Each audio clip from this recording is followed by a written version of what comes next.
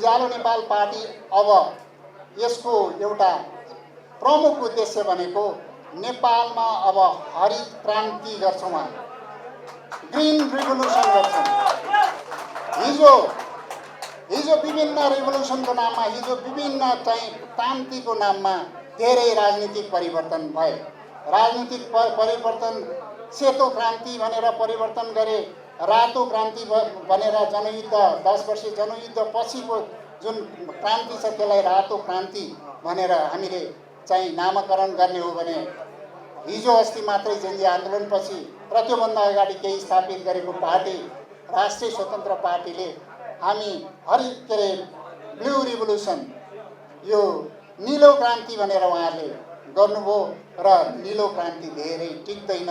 अन्तिमको क्रान्ति भनेको यो हरित क्रान्ति हो, ग्रीन रेभोल्युसन। यसले दिगो रूपमा नेपाललाई संस्थागत गर्छ, दिगो विकास गर्छ। यो देशको दिगो विकासको लागि, दिगो राजनीतिक स्थायित्वको लागि अब यो देशमा आवश्यक भनेको हरित क्रान्ति हो।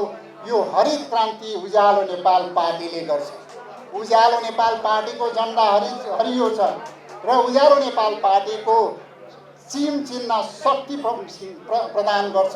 त्यो भएको हुनाले यो हरित क्रान्ति भनेको के हो?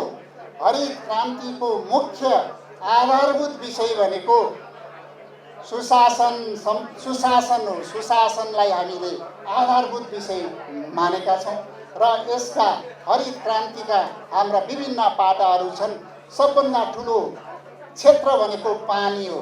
पानीबाट हामी चाहिँ जलविद्युत निकाल्छौँ, पानीबाट हामी ग्रिन हाइड्रोजन निकाल्न सक्छौँ। अहिले ग्रिन हाइड्रोजन र यो ग्रिन युरियाको कुरा बजेटमा केही आएको छ। हामीले प्रतिबद्धता हाम्रो घोषणापत्रमा राखेका थियौँ, त्यो विषय पनि केही आएको मैले चाहिँ उहाँलाई धन्यवाद पनि दिन चाहन्छु।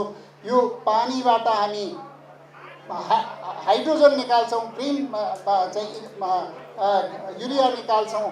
पानीबाट नै सम्पूर्ण इनर्जीको सोर्स चाहिँ पानीबाट हुन्छ।